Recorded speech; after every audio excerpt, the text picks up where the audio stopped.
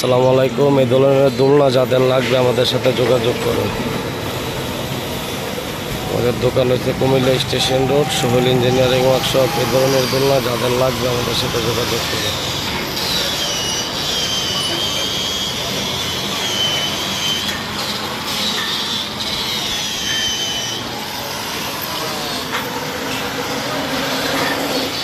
ব্যান্ডা দিনটা যাইবেন আপনি বলে পর্ববনের সামনে, বলে পর্ববন অফিসে যাইব।